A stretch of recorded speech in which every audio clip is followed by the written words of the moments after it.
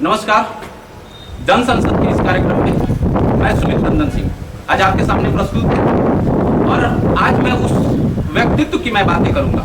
मैं उस व्यक्ति की बात करूंगा जो अपनी आवाज से जाना जाता है, जो अपनी काम से जाना जाता है और जो लोगों के बीच में रहता है। मैं उस व्यक्तित्व का और उस व्यक्ति की महत्ता और उसकी व्याख्या जितनी भी शब्दों में की जाए शायद ही वो कम पड़ जाए, वो शब्द भी कम पड़ जाए। आज मैं बात कराने के लिए लाया हूँ श्री रामचंद्र शर्मा की, जो कि भूतपूर्व विधायक भी है और पालीगंज से भाजपा के दावेदारों में से एक है विधानसभा। आइए हम उनसे बात करते हैं, हम उनसे कुछ प्रश्न जानेंगे, हम उनसे कुछ बातें करेंगे, उनसे जानेंगे, उनका अनुभव जानेंगे, उनका क्या विचार है लोगों के प्रति, उनका क्या विचार है उनके जनताओं के प्रति। आइए हम उनका स्वागत करते हैं। आपका स्वागत है जन संसद के कार्यक्रम में। आपको भी बहुत बहुत धन्यवाद। जन संसद के माध्यम से आप हमारी बातों को अपने लोगों तक पहुंचाने का काम करेंगे। आरोप प्रत्यारोप की तो एक लंबी फहरिस्त भी है, क्योंकि जो व्यक्ति काम करता है लोग उस पर आरोप तो जरूर देते हैं और आपके आवाज पर लोगों का हुजूम, आपके समर्थकों का, आने वाले लोगों का देखकर भी लगता है कि आपने लोगों के बीच में काम किया है। ये कहने की चीजें नहीं होती, ये प्रदर्शित और यहाँ की आप जो लोगों के बीच में है, किसानों के बीच में है, ऐसा लग रहा है जैसे आपने कुछ किया है तभी तो लोग आपके पास हैं। मैं आरोप प्रत्यारोप आप पे लगाऊं उससे पहले मैं कहूं कि आज राम मंदिर तो बन चुका है। एक लंबे अरसे और भाजपा के और न जाने कई दशक और कई पीढ़ियां इसमें बर्बाद हो चुकी, अपनी आहुति प्राणों की दे चुकी, चाहे वो इधर का हो चाहे वो उधर का हो, दोनों तरफ। राम मंदिर बन चुका, उसका शिलान्यास का भी भूमि पूजन भी हो गया, शुरुआत हो गया। आपको क्या ऐसा लग रहा है, आपको अंदर से कैसा खुशी महसूस हो रही है? एकदम बहुत खुशी महसूस हो रहा है। 500 वर्ष का जो यह सपना था हमारे आदरणीय प्रधानमंत्री के नेतृत्व में, न्यायालय से ही सही हमेशा कहता रहा है हमारी सरकार और हमारे नेता कि न्यायालय से सम्मानजनक तरीके से राम मंदिर का निर्माण होगा और वह इस साल संपन्न हुआ और अब राम मंदिर का निर्माण शिलान्यास भी हो गया है और उसके कार्य शुरू भी हो गए हैं। इससे और अच्छा और क्या हो सकता है। जो मर्यादा पुरुषोत्तम जो आज तक छतरी में रहा करते थे, अब उनके लिए भव्य इमारत, विश्व में पहला इमारत बनेगा, उसकी खुशी तो हम लोगों को है ही है, बहुत खुशी है। एक चीज कहा जाता है कि हम में, तुम में, खम्ब खम्ब में सब में बसे राम। ऐसा नहीं लगता है कि ये राम मंदिर बन जाने से जीत हार की तरफ बढ़ गई है? दो संप्रदाय के बीच में वो जो दूरी है भाईचारे का, शायद वो दूर हो रहा है। हम क्यों ना आपस में मिलकर इस राम मंदिर के राम के नाम पर हम यूनिवर्सिटी बना दें, हम स्कूल बना दें, या हम अस्पताल बना दें, इस राम मंदिर को न बना दें, उनका स्थान रामलला का स्थान कहीं और दे दिया जाए। ये तो मैंने प्रश्न जो आपका है ठीक है। जहाँ रामलला जन्म लिए थे वहाँ तो उनका जन्म स्थान पर मंदिर बनना ही था। अब यहाँ रही सवाल, आने वाला दिन यह बताएगा वहाँ एक नहीं अनेकों अस्पताल बनेंगे, अनेकों महाविद्यालय और विश्वविद्यालय का स्थापना वहाँ होगा। जहाँ तक हमारे मुस्लिम समाज के लोग हैं जिनके लिए 25 एकड़ जमीन सरकार ने देने का काम किया है, वहाँ सामूहिक रूप से साधु संतों ने बैठ करके यह निर्णय लिया है वहाँ पर मस्जिद भी बनेगा, वहाँ पर स्कूल भी बनेंगे, कॉलेज भी बनेंगे, वहाँ रिसर्च सेंटर भी बनेंगे, वहाँ पर बागवानी और उसके लिए मतलब जू का भी निर्माण वहाँ किया जाएगा। ये सारे दोनों तरफ के लोगों में इस प्रकार की बातें हैं और दर्शनीय स्थल बनेगा। मंदिर बनने के बाद देखिएगा कि कितना मतलब विकास अयोध्या का होता है। वहाँ पर महाविद्यालय और विश्वविद्यालय की स्थापना, वहाँ गुरुकुल की स्थापना, सारे चीज़ों की स्थापना होगी, क्योंकि सारे हमारे मतलब जितने ऋषि मुनि हैं, जितने हमारे साधु संत हैं अयोध्या में ही हैं और सारे लोग विद्वान हैं, सारे लोग पढ़े लिखे हैं। तो इतना देर होने का क्या, किसको आप दोषी मानते हैं? राम मंदिर कब का बन जाना चाहिए था? इतने आहुति गए, इतने प्राणों की आहुति बलिदान चली गई दोनों तरफ से, इसके लिए दोषी आप किसको मानते हैं? दोषी किसी को नहीं मानते हैं। क्या पूर्ववर्ती सरकार जो है उसको भी आप कुछ कहें? पूर्ववर्ती सरकार तो मतलब चाहती थी कि यहाँ पर और खून खराबा हो, जिससे मतलब हमारे विपक्ष में जो लोग हैं मंदिर निर्माण के जो मांग कर रहे हैं उनकी समाज में मतलब वो फेलुअर साबित हो, लेकिन न्यायालय का मामला था। यहाँ लोकतंत्र जहाँ है वहाँ हमको न्याय में विश्वास है, और न्यायालय ने बहुत बारीकी के साथ वर्षों की लड़ाई का समाधान निकाला है। और वहाँ पर पुरातत्व विभाग ने जो रिसर्च किया था, जो वहाँ पर जानकारियाँ हासिल की थी, वहाँ पर राम का मंदिर था पुराने ज़माने में, त्रेता के समय में, और वहीं पर राम का आवास था।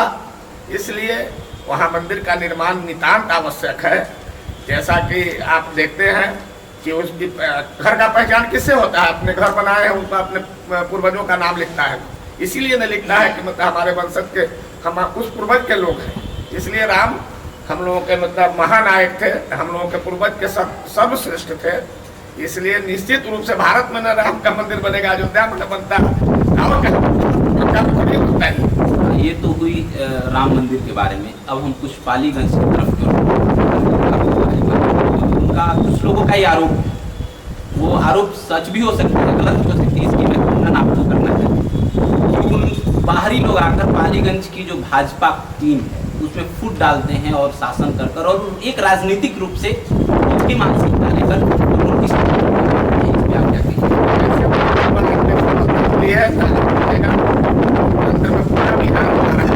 पूरा देश हमारा है। जैसे लोकसभा का अगर चुनाव आपको लड़ना है तो श्रीमती गांधी जब वो मैंने दिल्ली के रहने वाली थी, वो जाकर के मंगलूर से चुनाव लड़े थे। हमारे आदरणीय प्रधानमंत्री जो गुजरात के रहने वाले हैं, वो आकर के बनारस से चुनाव लड़े हैं। हम तो नौबतपुर के रहने वाले, हमारा ममहर वही है, जानते हैं आप? ममहर और ससुराल, ममहर और मतलब अपना पैतृक गांव दोनों एक बराबर होता है। इसलिए मामू के यहाँ मतलब मुझे टिकट मिला, इसमें मतलब क्या दिक्कत है?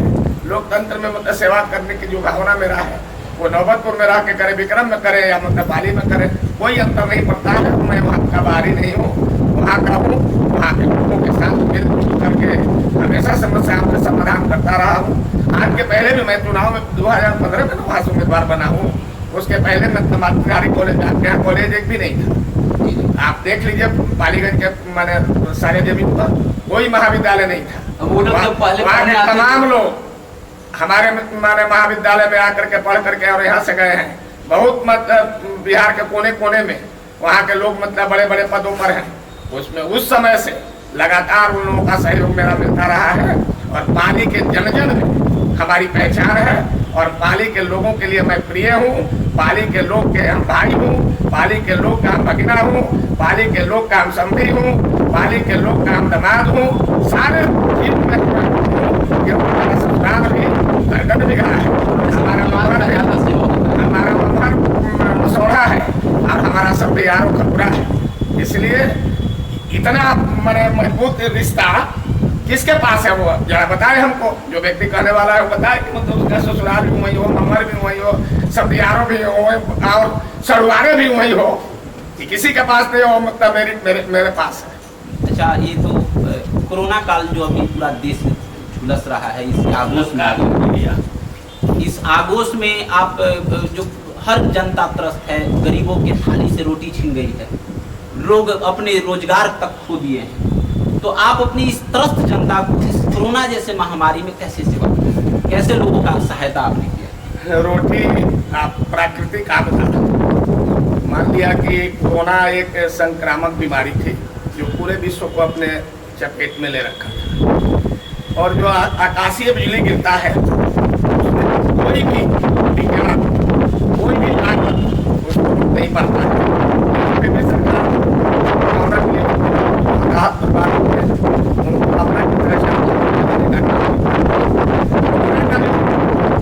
महामारी हुआ, इसमें गरीब से लेकर के और सामान्य वर्ग के लोगों तक, व्यवसायी से लेकर के प्रोफेसर तक, डॉक्टर से लेकर के इंजीनियर तक, सारे लोगों के सामने समस्या है। एक समस्या किसी सरकार और किसी नहीं था,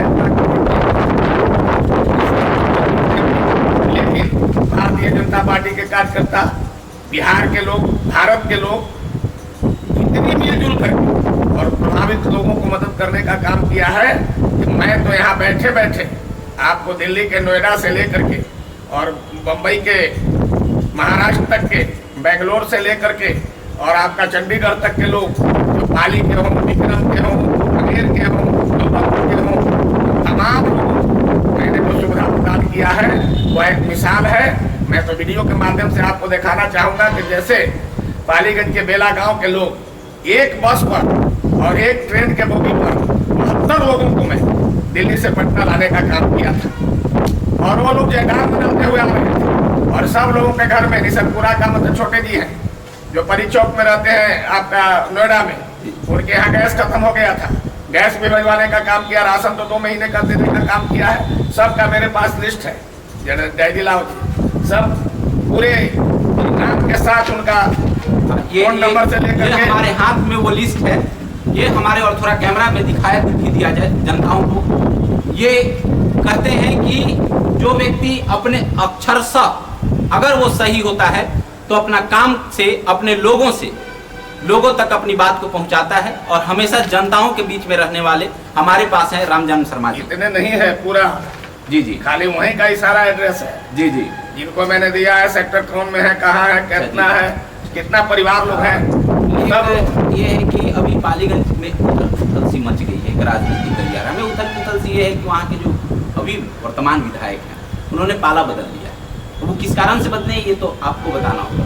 वो जदयू का दामन था। मैं अगर ये सीट पालीगंज विधानसभा जदयू के पाले में जाती है तो मैंने आपका जहाँ तक मैंने एनालिसिस किया था तो पता चला कि आपने पक्ष की राजनीति तो करते ही हैं, तो खिलाड़ी भी, लेकिन आप एक विपक्ष की भी राजनीति करने को काफ़ी जाने जाते हैं। तो क्या हम ये मान लें कि रामजन्म शर्मा वहाँ से निर्दलीय विधायकी के रूप में खड़े हो सकते हैं, या फिर पार्टी लाइन से अलग हटकर, या फिर पार्टी का जो आज्ञा होगा उसको अक्षरशः माना जाए? एकदम पार्टी हमारे लिए सर्वोपरि है और पार्टी का निर्णय जो होगा उसको मैं 100% ही नहीं 1000% उसको मानने के लिए बाध्य हूँ। और पालीगंज से अगर मतलब हमारा दल हमें हमारे स्थान पर अगर दूसरे किसी को वहाँ की जदयू को दे दी जाती है तो मैं उसे स्वीकार करूँगा। और मैं आपको ये बता दूँ कि आरजेडी के जो जीते हुए विधायक हैं तो उनके काम है इस प्रकार से बच्चा यादव, वो आरजेडी के जो दबाव पड़ रहा था, उनको जो प्रताड़ित किया जा रहा था, उससे घबरा करके घबराने की बात अभी देख रहा था, बस स्टैंड भी अच्छी सी नहीं है, तो इसमें घबराने वाली कौन सी बात है? आप पे ऐसा क्या दबाव है? बाहर खुलकर आकर क्यों नहीं बोलते? पालीगंज में 5 वर्षों तक लगभग 2015 में उन्होंने जीता, मैं पराजित हुआ था उनसे।